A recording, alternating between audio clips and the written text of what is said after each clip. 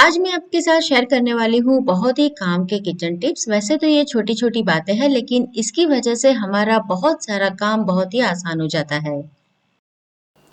Hello दोस्तों, मैं हूं हेतल और मेरे किचन में आप सभी का बहुत बहुत स्वागत है।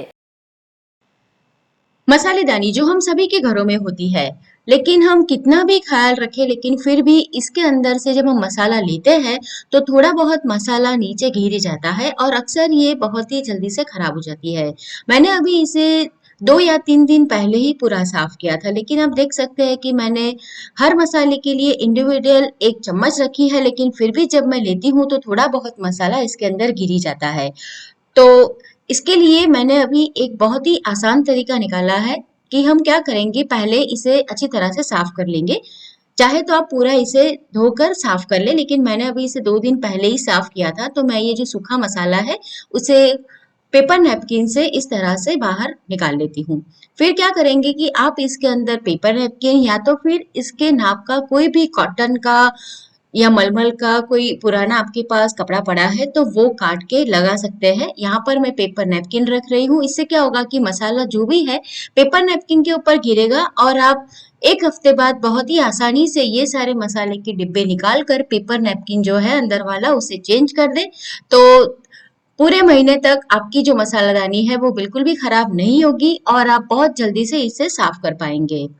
तो है ना दोस्तों, बहुत काम की चीज। और हो सके तो हर एक मसाले के लिए अलग इस तरह से चम्मच रखें, तो आपकी जो मसालेदानी है वो बिल्कुल भी खराब नहीं होगी। अभी हमारी दूसरी टिप है कि मक्की, हम बाजार से जब मक्की एक साथ लेके आते हैं और अगर हमें इस्तेमाल में नहीं लेना है इसे, तो अक्सर ये बिगड़ जाती है। अगर आप इसे फ्रीज में रखते हैं तो अंदर से ये ड्राई हो जाती है और अगर बाहर रखते हैं तो ये सड़ जाती है।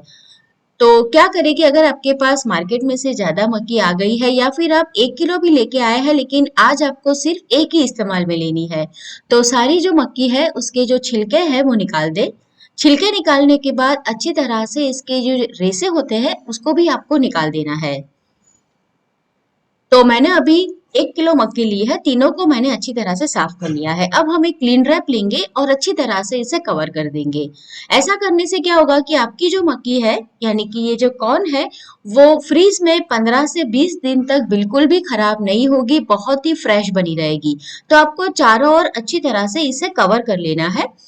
ऐसा करने से आपकी ये मक्की फ्रीज में बहुत आसानी से स्टोर हो जाएगी और जब भी आपको इसका इस्तेमाल करना है तो आप ये क्लीन रैप निकालें और फटाफट से इसका इस्तेमाल करें। लेकिन ध्यान रहे कि चारों ओर आपको अच्छी तरह से इसे सील कर देना है, इसके अंदर बिल्कुल भी एयर नहीं जानी चाहिए। तभी आपकी जो मक्की है वो बहुत ही फ्रेश रहेगी और आपको इसे फ्रीज में ही रखना है। फ्रीजर में जहां बर्फ जमाते हैं वहां रखने की बिल्कुल जरूरत नहीं। आप अपनी जो और सब्जियां है उसके साथ इसे स्टोर कर सकते हैं। तो इस तरह से आप इसे बहुत आसानी से 15 से 20 दिन तक फ्रेश रख सकते हैं। अक्सर जब हम ब्रेड लाते हैं और पूरी ब्रेड हमारी यूज नहीं होती है, तो आपको इसे अभी रबर बैंड से या कोई क्लिप लगाकर रखने की जरूरत नहीं है। आप इसे इस तरह से घुमाइए और फिर ऊपर से इसे उल्टा कर दीजिए, तो आपकी जो ब्रेड है वो बहुत ही आसानी से स्टोर हो जाएगी। इसके अंदर बिल्कुल भी हवा नहीं जाएगी, कोई भी इसके अंदर कुछ कीड़ा वीड़ा भी नहीं जाएगा और ये बहुत ही फ्रेश बनी रहेगी।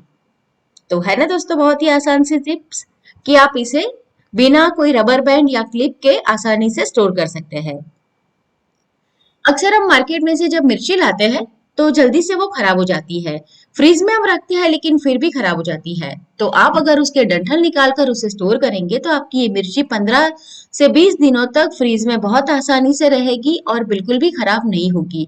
तो आप मार्केट में से इस तरह से मिर्ची ला सकते हैं और उसे स्टोर कर सकते हैं। तो मैंने इसे अभी सारे डंठल निकाल कर रख दिया है। अब क्या करेंगे, मेरे पास इस तरह के कंटेनर है जो मैं मिर्ची, हरा धनिया स्टोर करने के लिए रखती हूँ, तो उसके अंदर हम एक पेपर नैपकिन रख देंगे और ये जो सारी मिर्चियां है उसमें रख देंगे।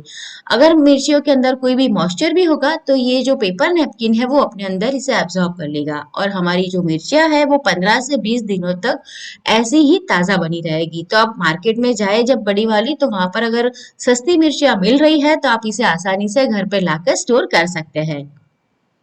और हो सके तो आप बीच में 1 हफ्ते बाद इसके पेपर नैपकिन चेंज कर देना। सूजी जब हम रखते हैं तो बारिश के दिन होते हैं, या फिर मॉइस्चर वाला जहां पर एटमॉस्फेयर रहता है तो वहां पर जल्दी से उसमें कीड़े लग जाते हैं। तो सूजी को आप स्लो फ्लेम के ऊपर ड्राई रोस्ट कर ले, तो आपकी जो सूजी है वो बिल्कुल भी खराब नहीं होगी, इसके अंदर कोई भी कीड़ा नहीं पड़ेगा और बहुत आसानी से आप इसे बाहर ही स्टोर कर सकते हैं। अगर आप फ्रीज में इसे स्टोर करना चाहे तो फ्रीज में तो ये 4 से 5 महीना बिल्कुल भी खराब नहीं होगी। इसे ठंडा होने पर आप एयर टाइट कंटेनर में भरकर रख दे। अक्सर हमारे पास इस तरह की प्लास्टिक की बैग होती है जिसको हम ऐसे ही जोड़ मोड़ के रख देते हैं।